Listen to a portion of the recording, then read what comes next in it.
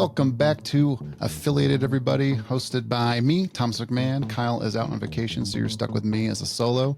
And excited for this episode today. We've brought in Jason Renno, who is the partner co-founder of Data Accelerator. I'm going to be talking all about how you can really maximize the traffic you're getting, whether you're an affiliate driving a ton of traffic through media buying and want to layer additional safety to your business, or if you're an offer owner, an advertiser, and really want to build a huge data set. Jason, thanks for joining us. Yeah, I appreciate you having me. I'm excited to be here. Yeah, no, I love chatting with people like yourself who just know data at such an intimate level and can really speak to, I guess, how clients of ours can improve what they're doing. I nerd out on this kind of stuff because I see the potential of what our clients could be doing. Now, busy entrepreneurs and things like that, right? They only have so much time in the day and they're like, oh yeah, that's a cool thing. And they kind of leave and come back to it in 6 years when they realize they actually have time for it, or they should have been doing it 6 years ago. But I'd be really curious. I'm really excited to, I guess, explore how you actually layer in what we're going to be talking about into their business. But before getting to all of that, I'd love to know a bit more about you, so our audience just has a bit of context for who we're chatting with and what brought you here. So can you give us a little bit of background on, I guess, how you came into Data Accelerator and what you're kind of doing with it? Yeah, I appreciate that. So been in the marketing space for 20 plus years now, was highly focused for many years in the mortgage space. And then what was it, about 7 or 8 years ago, partnered up with my current partner, Alvin, and we started Definitive Edge Marketing, which was a full service marketing agency. Um, and we eventually niched down into the addiction treatment space. And then once we realized, or were approached by another group saying, hey, can you test out this data? Can you, test out what we're doing? And then we found immediate success within the addiction treatment space. From there, we still have Definitive Edge Marketing that helps some addiction treatment clients. We kind of narrowed it down. And then we started Data Accelerator and started expanding into really any niche, whether it be college prep, addiction treatment, personal injury attorneys, every facet of e-com. It's really, the data doesn't really care where it goes as long as, it's high intent data and we can plug it into almost any business. And that's where we've really, found even more success with Data Accelerator, not just providing the data, but consulting, my team and I consulting clients on how to use the data properly, how to use the data within what they're currently doing. And then what I get excited about is showing them all the new ways that they can use the data and really create that true omni-channel presence and scale on not just say Facebook, but on Facebook, Google, YouTube, TikTok, CTV ads, demand side platforms. I mean, we plug the data in email marketing. And then also it's B2B and B2C. Again, the data doesn't really care. It's, we find high intent data, high quality data, and able to plug it in and get through some restrictions on certain niches and really help people scale. I mean, nobody likes to say it, but your best marketers are the ones who just fail the fastest to find the winning ads, the winning audiences, and things Yeah. like that. And the data helps you accelerate that failure process. So instead of taking, say, 6 months to scale out an ad, we shorten that time frame to 2 or 3 months by plugging in the high intent data, capturing data from your site, and just kind of accelerate that failing process so you can find the winners a lot faster. What was like the big reason and the pain point you were trying to solve when you went from Definitive Edge, and I know that's still running, but it's like, and kind of created Data Accelerator? Like there must have been something you're like, wow, we really need this, or we see a need for this. What was that, this, if that makes sense? Well, I mean, frankly, we started, not just posting, but, telling people within, people that we network with within the marketing space, the results we're having, results we're having in the addiction treatment space. And then they started it almost just kind of came naturally, like, hey, can we try it in this space? Can we try it in personal injury? Can we try it in solar? Can we try it in roofing? Can we, and it was just, okay, well, there's a need for this. It's like literally calling to us. So that's when we spun off and created Data Accelerator. So that way, we can go help pretty much any business niche that's looking to scale, looking to, do more business, find more clients for a much more cost-effective price. Gotcha. And then forgive the ignorant question here, but when you say data, what is data? Like what are we talking about when we're talking about the big D word? So data in our world is high intent data. So it's somebody that has already shown a layer of intent to use a product or service. So we have two specific products. One is a post click, which is a pixel. Everybody probably listening to this podcast, I'm assuming, knows what a pixel is. Facebook pixel, Google pixel, TikTok has their pixel. The problem is the only way to utilize that pixel is to pump more money back into the ad platform. You don't get to see it, touch it, or do anything else with it. You can take a Facebook click, Facebook pixel captures it, and you have to pump more money back into Facebook, where our pixel is unique to that particular client and completely independent of any ad platform. So our clients actually get to see the data, the names, the identities, other further demographic and firmographic information that we have contained in our identity graph. And they're able to, the shortest way I explain this is I can take a click from anywhere and give you the ability to retarget them everywhere. So a Facebook click can immediately go and spider web out into 4 or 5 different ad platforms, and you can take that Facebook click and now retarget them on demand side platforms, TikTok, back on Facebook, Google display ads, wherever you want to. And then the second piece are pre-click data streams, are Google PPC keyword data streams. So when we start working with the client, we find their top 15 to 20 short-term transactional keywords. We then expand that into a list of anywhere from 2,000 to 5,000 keywords, and we identify those individuals searching for those particular keywords, and we stream that directly back into any ad platform. The nice thing about that is it's segmented down from the drill down keywords. So a good example for that would be a stem cell treatment center is one of our clients. Now, stem cell, somebody searching specifically for stem cell that already knows what stem cell therapy does should see a different ad than somebody searching for how do I cure my migraine? How do I get rid of my lower back pain? So now I can segment down based off those keywords. So somebody that already knows about stem cell therapy, now our client can just, hey, we have 10% off our stem cell therapy. Oh, wow. So Come even in and though book the a free keyword is the same, you can serve someone a different ad based on their history? based on the keyword that they search. So if somebody's searching for a solution, now we can run an ad to them and say, hey, did you know stem cell therapy can cure your migraine? Gotcha. They didn't know about stem cell therapy. They're just, looking for a cure for their migraine. And then 24 hours or less, they're seeing our client's ad. Hey, did you know your migraine can be cured with stem cell therapy? So that way, those 15 to 20 drill down keywords actually show within the ad platforms in the different segments. I mean, depending on the client, you can super stack all the keywords and, build one audience, or you can segment it out and really customize and talk specifically to that person versus just, as you know, in the marketing space, you can't write somebody for everybody. It's the more finite you can get and the more you can talk to that individual person, the better chance you have of getting them to convert into a customer. Oh, that's very cool. So you can get a lot smarter with your PPC than just run bid on these keywords and hope they break even and are profitable. You can actually Exactly. And then you're not completely beholden to just putting all of your ad spend into Google PPC, but you can actually create that. I like to say, I mean, we find with most clients that, they have the top, the middle, and bottom of the funnel. The top of the funnel usually burns 60 to 70% of your ad spend trying to find those clients with intent that it might be interested in your product or service. So what if I cut out the top of the funnel? We feed our high intent data streams into the middle of the funnel. You capture, you submit to them or send them, show them your best ad and offer. We then get them to click on the site. Like we were talking about before the call, you get a 1 or 2% conversion rate on your website. But what about the other 98% that bounced away, that saw your ad, showed intent and showed interest? Maybe it just wasn't a good time for them. Their kids came in and started yelling at them. They were in the middle of work, whatever it is. Now you have a 50 to 60% chance. It's almost like a marketing insurance policy that some of my clients have called it, where now you have a 50 to 60% chance of capturing those 98% of the people that bounce away. And now you can stream that into any ad platform you want and take that lead from anywhere and now retarget them everywhere and have a second, third, fourth, or 15th chance at converting them down the road. Gotcha. That makes a ton of sense. I tell my clients a lot, right?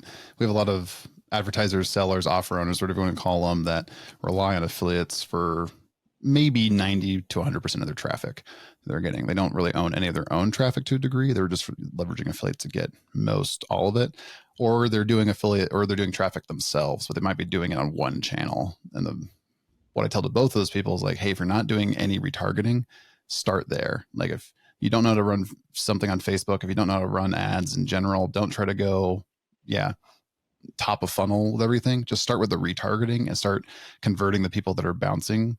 What do you tell to those people that are like, hey, I need to start retargeting? I'm not really doing it yet. Because it sounds like that's what you're talking about, kind of a robust retargeting campaign. But it sounds a little like I don't even know how to tackle that. Like, are you just plugging in the pixel and then spreading out kind of different mid funnel ads across these different platforms? Or let's say I'm on Facebook and I want to retarget someone on Instagram or YouTube. How are you starting to layer that in for a client? Yeah, so we walk them through the process. If they need, our data accelerator stops at the content creation. So we'll actually come in, we'll stream the data. So it goes through on daily batches. So every day, whether it be the in-market pre-click data or the pixel post-click data, in this case, your question was more specific to the pixel data, but every day that pixel data is sending more information to those different ad platforms. My team and I will show you how to set up those different audiences or those retargeting audiences. And then I highly recommend that you don't show them the same thing at the top of the funnel. Whatever ad you showed them to get that initial click, it's my personal opinion that if somebody doesn't convert, if they aren't that 1% to 2% that converted originally, it was either bad timing or you didn't build trust fast enough. And now that you have the data, now you have the ability to do so. So don't show somebody on a retargeting ad, hey, come back and click here for 10% off. Show them a couple client testimonials, build the trust, get that third party credibility.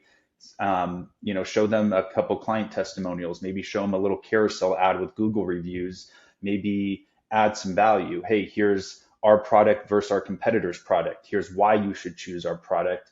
And then you start kind of layering in the offers and the click back here and things like that. But again, you have the opportunity now to build trust and build that credibility, and you can take a little bit of time to do so since you now own the data. Gotcha. And then how much data do I own here? Do I get like their firstborn son and everything like that? Like when I get the data from them, like what am I actually getting from the data perspective? What can I do with it? So when I say an identity, the minimum identity is the hashed email, which as I'm not the campaign buyer, my partner Alvin loves talking about the hems or the hashed email. So that's the core of what our pixel captures. We then pull it online, de-anonymize the hash email, tie the personal email address to it, and the hashed email and the personal email address are the two main identifying factors. If our identity graph has any additional information, job titles, income range, whether or not they're a homeowner. There's about 40 other columns that have a variety of different fill rates based off the data in our identity graph. It's actually a great question because one of our separating factors from us and our competitors is we will actually provide and stream the hashed email into the different ad platforms. So for example, if you have 10,000, a list of 10,000 people, let's just say that you purchase from somebody else, a data broker somewhere else, and you have 10,000 personal email addresses and you upload that into Facebook, you might get let's just say a 30% match rate. If you take those same personal email addresses, but you up that same list, but you upload the hashed email, you're going to get a 40 to 50% match rate because the ad platforms recognize or just like that the hashed emails more than the personal email addresses. So we see a substantially higher match rate using the hems or the hashed emails. Another nice thing about this is depending on what niche the client is in, this is how we hit home runs in the addiction treatment space because you can't upload personal email addresses into Facebook. That's PII. But Right. you can Yeah. upload a list of hems, which is considered anonymous data, and we don't upload the rest of the information. So if you upload just the hems, now you can target those individuals and create very powerful lookalike audiences, which the lookalike audiences we haven't even talked about. I mean, we take the in-market data, we target the seed audiences depending on the volume of the seed audiences. And just to give you some perspective, like the one I was just looking at before we jumped on the phone here in the senior living space, one of our largest clients is in the senior living, Alzheimer's care, things like that. Right now, our in-market data as of this morning is like 1.6 million nationwide. So we have 1.6 million people that have been searching for any number of 2,000 to 3,000 keyword variations within the senior living Alzheimer's space. And then we can take that data, target them, depending on some ad categories nowadays. If you're in real estate and stuff, you can't do lookalike audiences, but outside of those, you then drive the traffic to the site, and then even the pixel data, you submit you run your retargeting ads to, but then once you have enough data on your pixel, you can now push that back up to the middle of the funnel and start creating lookalike audiences. Because now you have somebody that showed two layers of intent. They've searched in market, they've been searching for your product, they've actually clicked to your site. So now you take those thousands of people, bump them back up to the middle of the funnel, and now you can create lookalike audiences off of those, which typically perform extremely well because they've already been to your site. You already have that kind of customer profile there. So now you give it back to Facebook or another ad platform's algorithm and let it run with it. Gotcha. Way warmer, it seems like, than just starting from Yes, scratch, or I'm just not a hunter. I'm not a customized. hunter Yeah. myself, but I like to use the analogy because it's easy to understand. But imagine hunting with a sniper rifle and putting your customer in the crosshairs versus just doing a spray and pray approach and mowing down the whole forest, hoping somebody's standing there. That hoping your target's there for you to hit. It's wouldn't you? It just creates a much more efficient process. Especially once we start closing the loop and kind of going through the process with the clients, it just creates substantially more efficiency within the whole funnel. Gotcha. Okay. I've got a lot of questions. Where my brain's going right now is kind of like, how do you see clients do this effectively without, I guess, turning off customers? Like maybe looking creepy, or like, wow, I just clicked on this website, now I'm seeing them everywhere and Facebook's listening to me and I feel uncomfortable. Like, how do you see this rolled out in a way that really works to warm up the customer and get them to buy without turning off a mass amount of the people that might be coming in? Great question. And yeah, you definitely don't want to be Captain Creepy where it's like, hey, I know you were just on my, like everybody knows they're being tracked. Everybody knows Alexa's listening to them and all that kinds of stuff like that. But you don't want to be Captain Creepy about it. And that's where, whether you're retargeting via an email, whether you're retargeting via an ad, build trust and build credibility. And the easiest way to do that, and some of my clients, I drive them nuts because it's like, oh, did you get a video testimonial from that client? Did you get a testimonial? Because that is literally gold, in my opinion, for retargeting ads. Somebody Using the bounces off your testimonials in site. the ads. Yeah. Yeah, somebody Mhm. bounces off your site today, show them a 60-second or less collage of 5 or 6 of your clients talking about how great you are. What I tell clients is like, once you get the initial click to the site, nobody wants to hear you talk about your business. You should think your business and your product is awesome. That's why you're in business and that's why you're devoting your life to it. But now go find clients that have already used your product or service, that were happy with it, that saw the benefit from it, and now um, create those trust building ads with those video testimonials, with Google reviews or wherever you're getting your reviews from. And then another thing is add value. So for example, one of our ecom brands is what's the hot thing right now? The NAD booster, NMN or NAD booster, right? So don't just come back and say, hey, we're so great, we're the best NAD booster. Do a comparison or do a short explainer video comparing your product to the other products. Why is your product better than the other products out there? Because if they didn't convert the first time around, they're most likely shopping. If they were on your site, they were probably on a few of your competitors' site. So do some work for the client and compare your product to other clients. If your product is superior, then there shouldn't be any issue doing a side-by-side comparison and layer that in with testimonials. Get in front of those clients a few times, and now you have the ability to do it across multiple platforms, including email, and then come back and offer your, hey, click back for our special offer of 10% or whatever it is. But I'm real big on building trust, building third-party credibility, and adding value. And I think if you do that with your retargeting, then it's tough for somebody to, obviously you're going to have, people are people. You're going to have some people that just, will have an issue no matter what. But um, all of the emails we capture, we bounce it off an ESP first. So our average client, if they're incorporating email in their retargeting, sees a 96 to 98% deliverability rate. It's very high quality. Everything Wow. is, Okay. in essence, verified before we even stream it over to a Klaviyo or an email platform that our clients use, or back Oh, into okay. So if I'm using your Facebook. pixel and I'm collecting email on that, you're basically validating the email before I get it into Maripost or Klaviyo or whatever, wherever it's going. So then when I send it, I've got a high degree of confidence it's not just going to bounce and hurt my Yeah, all states? of our clients are seeing a Okay. 98, 96 to 98% deliverability rate. Obviously, click-through rates, open rates, and conversion rates have to deal with the copy and what you're sending Sure. to The them. swipes that are getting sent and everything. Yeah. Yeah, but we walk them through the Hmm. process. I mean, nowadays you want to make sure your unsubscribe link is up at the top of your email. Don't bury it in like a -2 font at the very bottom that nobody can look at, where it's easier to report you as spam. Because if they unsubscribe, they unsubscribe. It's okay, but you don't want them to report it as spam or something along those lines. So make it Well, super a easy to question that always pops unsubscribe. up And with, oh, sorry. Yeah, the question that always pops up with these kinds of things is like, how is this compliant to collect these people's email addresses if they haven't opted into my stuff? And would you speak to that piece a little bit?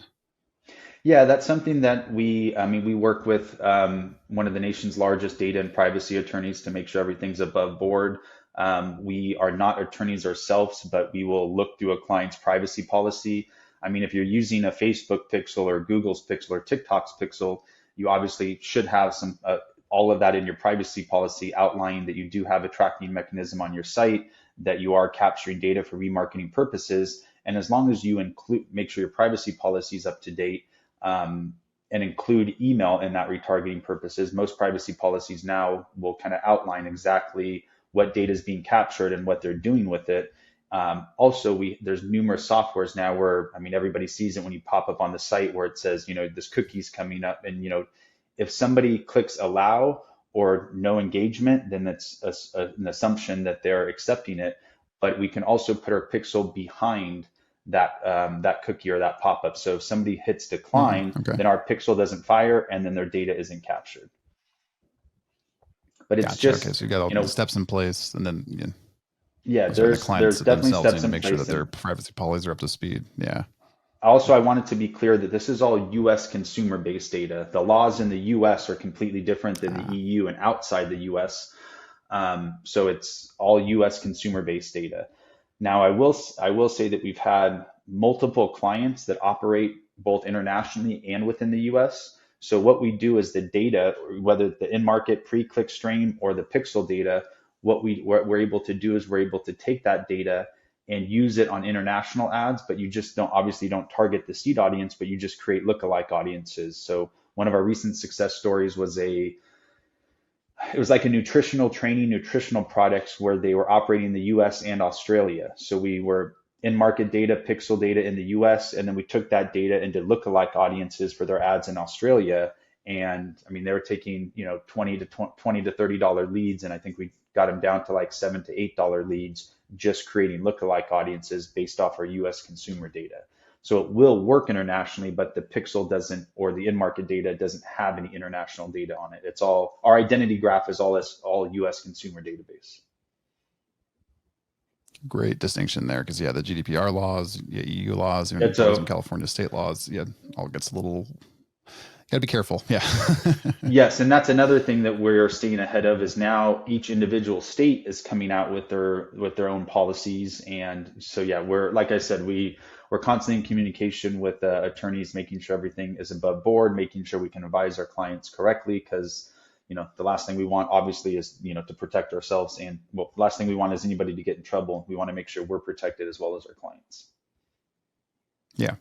You said some stuff about the email piece that I think is going to resonate with our audience here, who can be pretty email heavy, whether it's usually around monetizing post purchase. They've acquired a customer, now they want to monetize it, or they're an affiliate who's acquired a lead and they want to monetize that. Can you speak to how you see your clients best leveraging the emails they're getting through this kind of thing? Maybe less around, yeah, I guess less around the ad retargeting, and more specifically to like how they're layering this into an email retargeting strategy for the people that haven't bought and people that just collect it through your pixel. Yeah, I mean, it's very similar to the retargeting ads. So somebody bounces off your site today, in a daily batch, we're gonna send it into, I'm just gonna use Klaviyo as an example because that's what our last client had us connected to, but it can go high level, Klaviyo, whatever you're using. It's then streamed into that email platform or email CRM, and then they have a dedicated workflow set up. So somebody that opts in and signs up for your product is not going to receive the same email as somebody that just bounced off your site. So although it is a warm site visitor, you have to treat it like it's a cold email sequence. So you have to be careful with the unsubscribe button up at the top, and obviously just be kind of tactful and ethical about it. And that's where I love the email. That's one of my favorite things to do with the data, because now you get into their inbox, you have their personal email address, you can get into their inbox at a high deliverability rate. And now you can set up that sequence or kind of set up that buy cycle. So what I always tell clients is the first email is add as much value as possible. You can't put a bunch of images and links and stuff, because really the goal of the first email is just to get into the inbox and stay out of the spam box. So do a comparison. Here's the top 10 things to look for when you're shopping for XYZ product or service. Here's things to look out for. Here's pitfalls to avoid. Don't even ask for their business, just add value. The second email is, hey, check out what our last 5 clients said about us on Google verified reviews. And then you can just put the text in there with all the different reviews, highlighting all the wonderful things your recent clients have said about you. And then the third or fourth email, a few days down the road, then you can come back and say, hey, by the way, are you interested in, possibly testing out our product? And, we're willing to give you an additional 5% off, 10% off. You add some, additional layer of offer or a down sale, or, whatever you want to call it, to get them to actually click back to the site and start re-engaging with you. One of the things that I completely forgot to mention, of my fault, is the pixel will actually identify what pages somebody visited.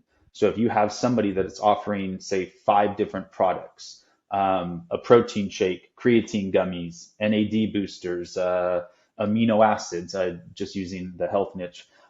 So as somebody bounces from that page, it will tell you that they went just to the home page, or they went to the home page and the protein powder and the creatine powder pages, or they just went to the protein pages. So if several of our clients that are more sophisticated will actually structure their retargeting messaging based off the pages that they visited. So that way, if somebody is searching for protein powder, they're not getting information based off amino acids or creatine or whatever that case is. Plus, if somebody has visited multiple pages on your site, so some of these companies that have, say, 1 million website visitors, and they don't have the ability to email 500,000 people, they'll cherry pick the ones that have visited multiple pages, showing a higher layer of intent. They spent more time on their website.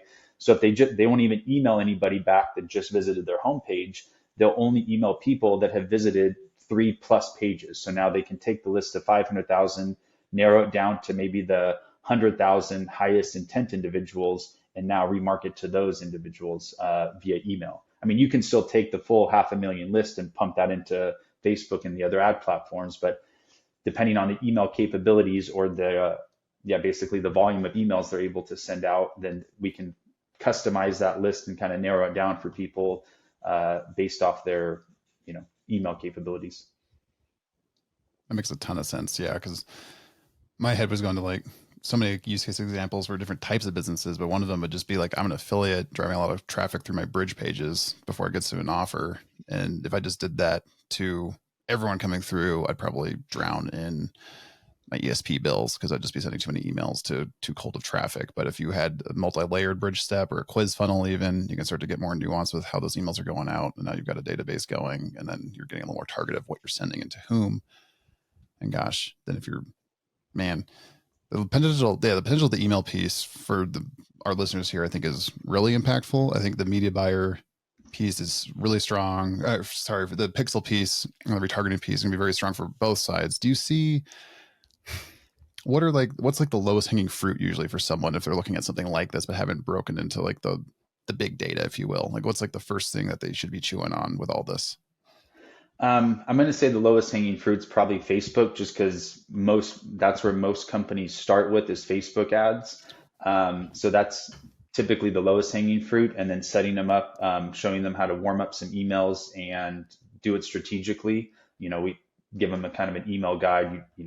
Don't send emails out from info ad or sales ad or all those generics. Come up with a couple different names: a Bob, a Sally, a Thomas, a Jason at, so it looks like an actual person. Send them out during normal business hours. Don't send out 1,000 at a time, but spread it out over the course of the day during business hours.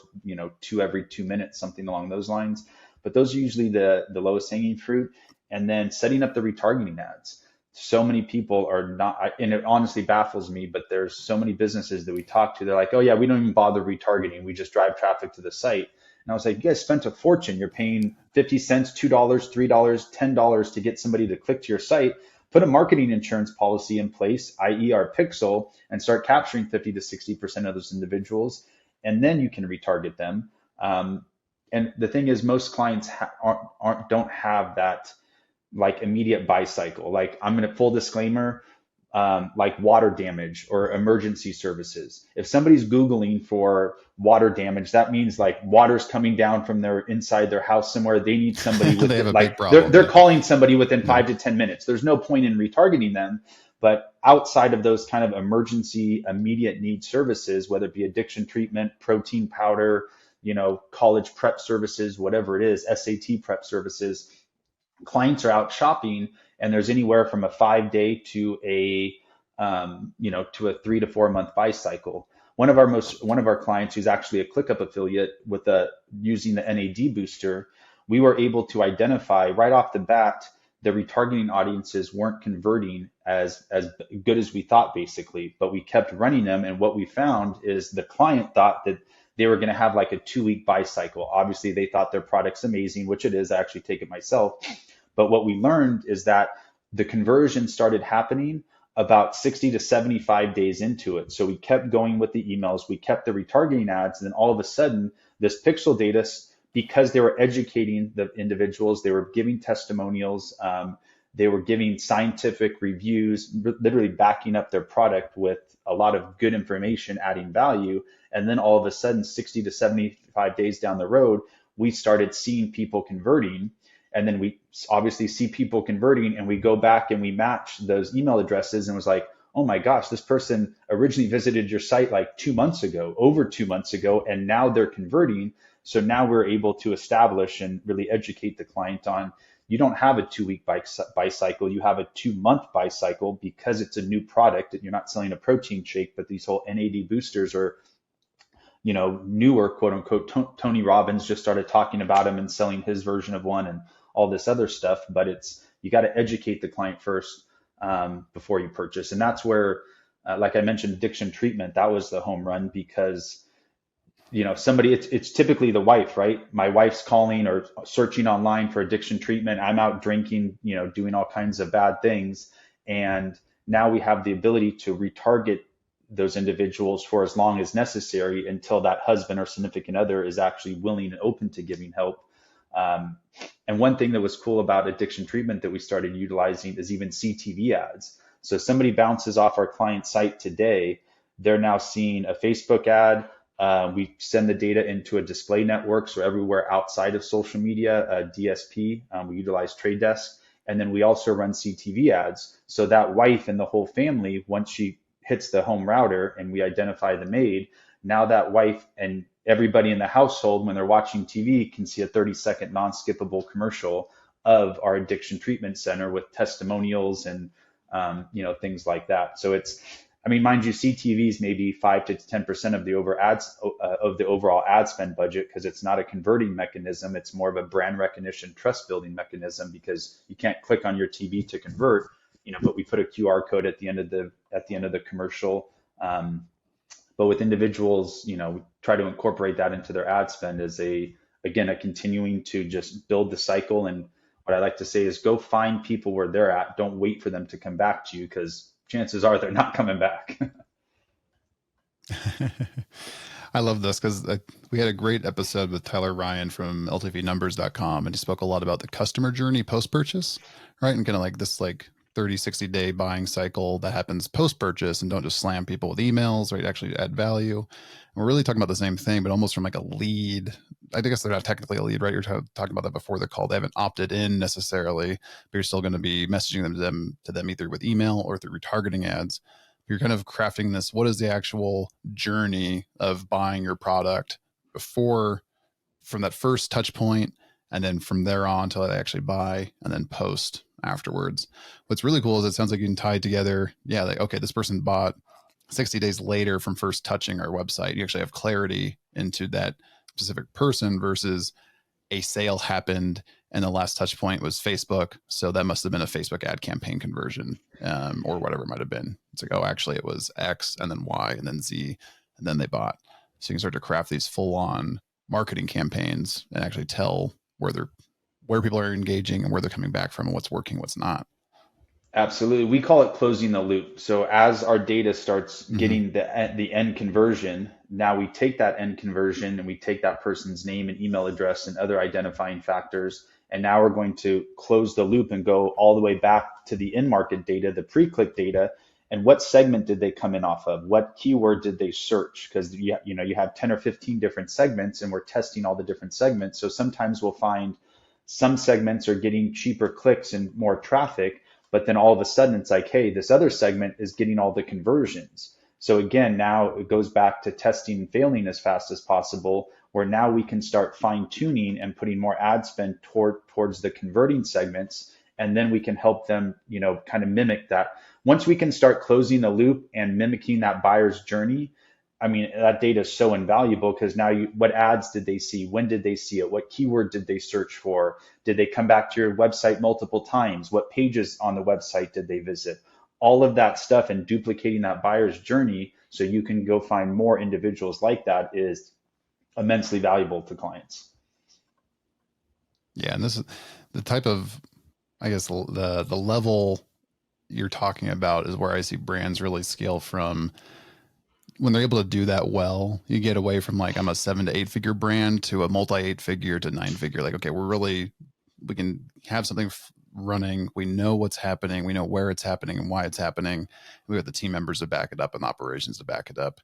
What I like what you said about before too is like with more of like a solopreneur, someone who's maybe a smaller team or doing it themselves, you don't have to like all that sounds almost overwhelming, right? It's like, well, yeah, that sounds cool, but I don't, I can't even possibly tackle that. You don't have to tackle giant campaign to get started, right? It's like, okay, I'm not doing retargeting on Facebook and I should be, or I'm not doing Facebook at all and I should be.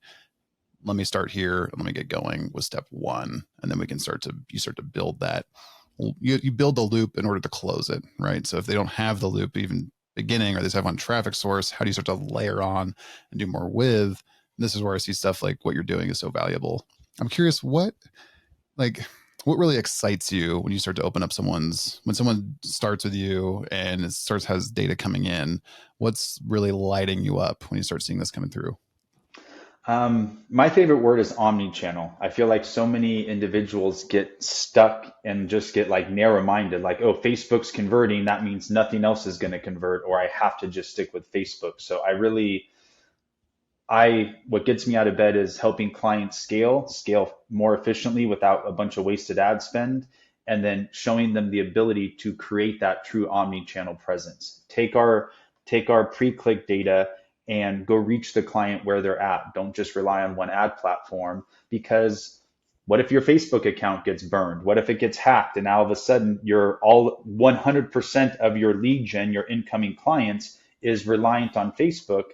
I mean, that's a bad situation to be in, right? You want to have the ability to, okay, I got to fix my Facebook ad account, but I'm still utilizing Google. I'm still utilizing demand side platforms, and I'm still utilizing TikTok. Plus, I'm retargeting via email. So your lead gen might fall off a little bit, but it doesn't go from 100 to 0 overnight. Or, there's obviously many examples, but don't put all your eggs in one basket. Leverage our high intent data, a lot of these clients have already done the heavy work by driving the clicks to the site.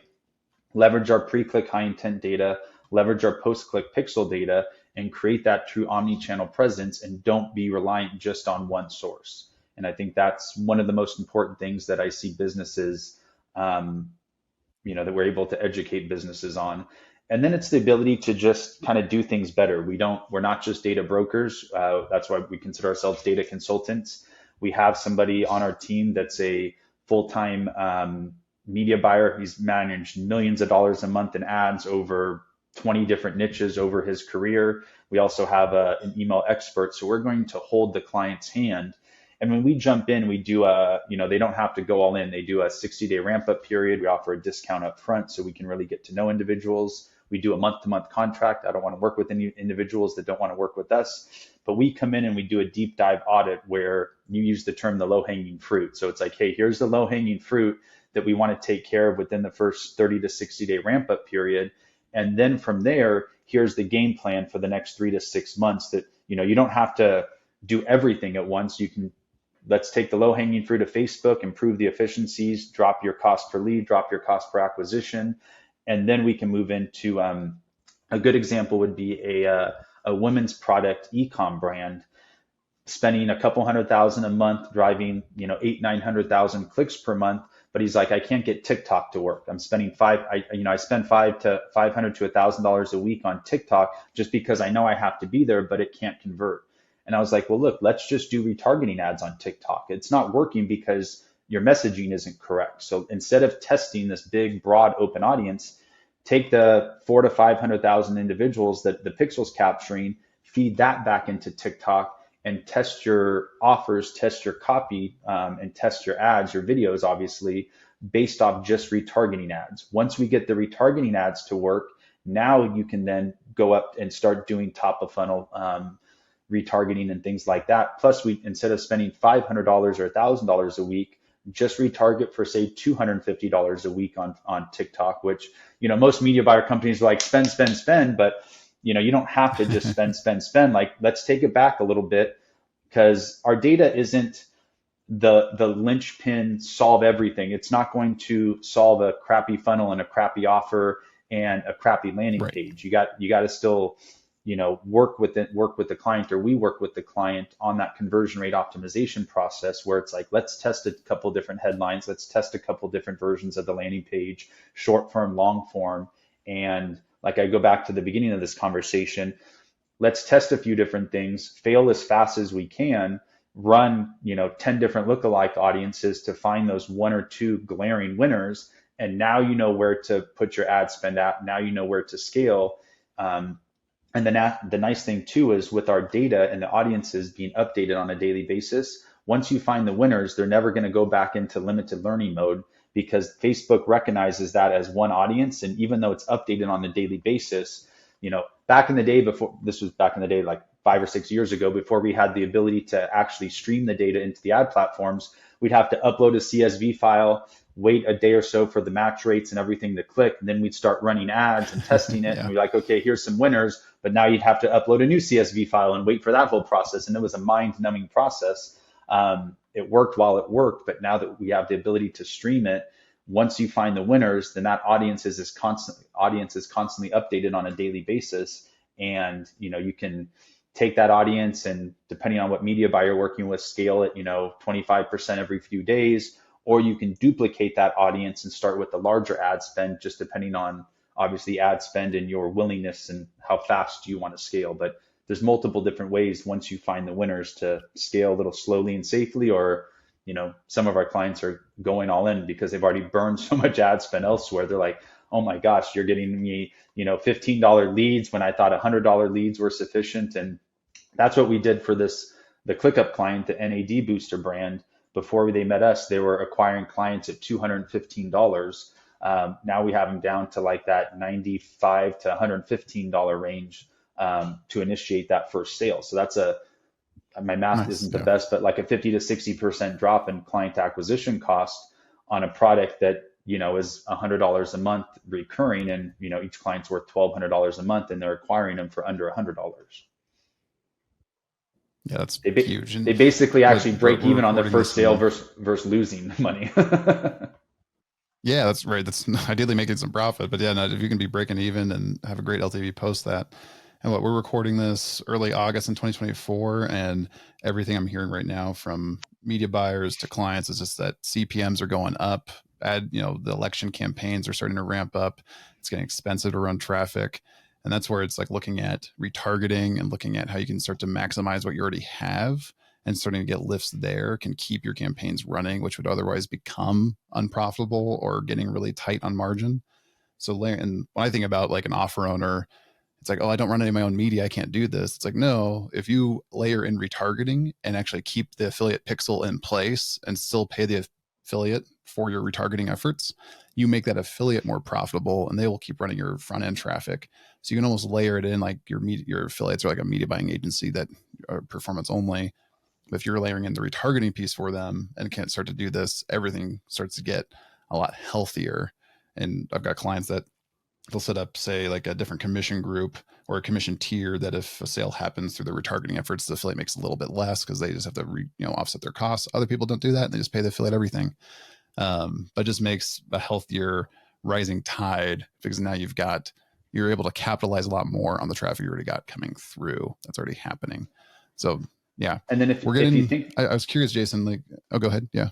and I was just going to say, and if you take that, but you multiply that out and think a little bit farther down the road, we're in August 2024. If somebody installs the Pixel today, and let's just say they have 50,000 people clicking to their site, and we're capturing 25,000 identities. Now, when November rolls around, December rolls around, and everybody's spending more money, there's Black Friday deals, whatever the case is, it's a lot easier with 100,000 people in your database than it is with 0 or 20,000 people in your database. Or after the first of the year, you want to launch a new product or a variation of your product. Now you have 100 or hundreds of thousands of people in your database that have opened up your emails in the past. They maybe not have purchased from you, but now you have a special Black Friday deal. Now you're looking to launch a new product. It's a lot easier with hundreds of thousands of warm eyes or the attention of those individuals. Because you now own the data. You don't get to let, Facebook and Google doesn't have all the fun with your data, basically. That's a great call out. Yeah. Cause it's building that sustainability away from the platform that you're generating the traffic from. Right. Which I think is what affiliates don't have right now. What a lot of sellers don't have because they're not capitalizing on traffic or they're not capitalizing past collecting the customer data or maybe the lead data from an opt-in, but they're not really looking at things outside of that. Jason, where do you, we'll wrap up here soon for you here, but I was curious, like, what are you really excited about in whatever time frame you like to view things in? Like, what's something that's really got you motivated for the future? Um, I guess that's along the lines of I just like working and getting to know new businesses. So I'm excited to find new clients moving forward, continuing to help new clients, learning about kind of diving in, learning about different niches.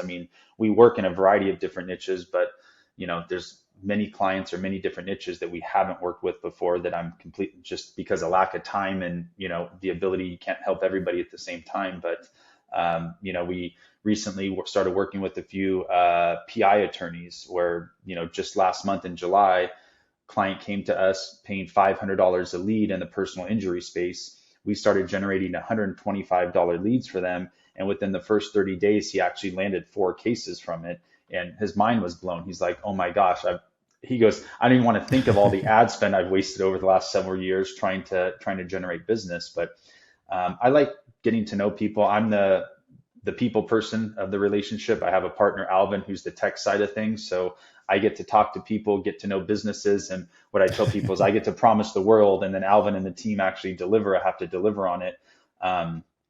But I think that's what excites me is just learning more about new businesses, engaging with new businesses and showing them, the power. Fortune 100 companies or 500 companies have been using these type of tools for years. So to bring this to, I don't want to say the small mom and pop companies, but to bring this more to the masses and show individuals that are spending, 25, 50, $100,000 a month in ad spend. It's like, look, don't go waste 60% of your ad spend to find your client. I can deliver your client to you or deliver people interested in your products or services. Spend 60% of that showing them your best offer. And now guess what? Now you leave 40%, for the retargeting ads, where most clients, it's like, oh yeah, they either don't do retargeting like you mentioned, or they leave like 5 or 10% of their ad spend. And it's just like, my word, you already did all the heavy lifting. You already got the person to your site. You got them interested. Go, let's leave 25 to 40% to retarget those individuals, and let's drop them into a converting email sequence that is basically just the cost of the the email software.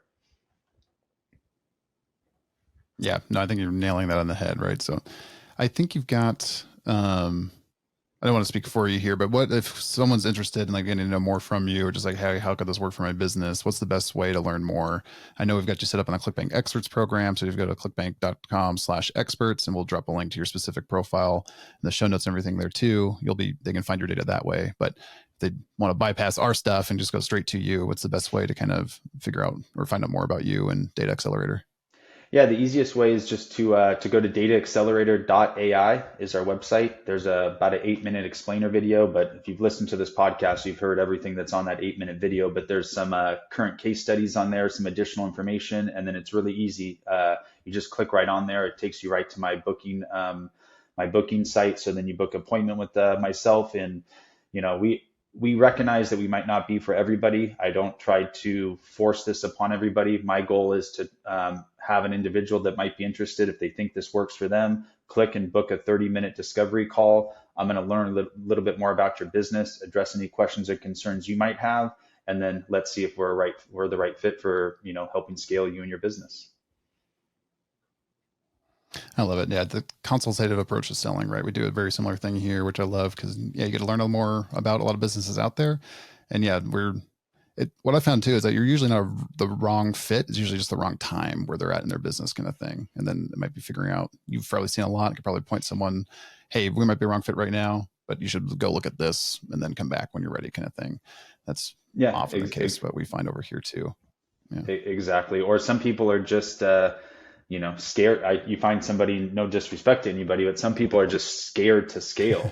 But they're scared to scale because there's so many unknowns. They're like, hey, if I start putting, $1,000 a day versus $100 a day towards my ads, how do I know that they're reaching the right people? How do I know that this is going to work? And you never 100% know, but when you're using high intent data and you have our pixel or our marketing insurance in place where you're capturing 50 to 60% of those visitors, it makes that process, sometimes a little less stressful, knowing that it's all backed by high intent data and we're not just, throwing crap against the wall and see what sticks. Yeah, no, that makes a ton of sense. Well, no, I mean, you've been very forthcoming with all the how-tos and examples here and how it layers in. So thank you for kind of pulling back the kimono and sharing with the audience how this can actually work for a company that's interested in this sort of venue, right? Because I think that the big data, everyone knows it's important. People know AI is important. How they actually start leveraging it and how it layers into their business can be the hard head scratcher there. So if you've got more questions, I'd highly recommend you reach out to Jason and his team and figure out how this could work for your company. And if it doesn't, no worries. Like I said, Jason's been awesome with his time here, and we set him up on the experts program because he's been awesome with some mutual clients, and we know that he'll take care of you as well. Jason, thank you again for your time. It's really been great chatting with you. Yeah, same here. I appreciate your time as well, Thomas. Well, thank you. And everybody else, if you haven't, please give us a review, like, subscribe, do all that fun stuff that you like to do. Tell me you like me because I am a people pleaser, and happy scaling. Cheers, everybody.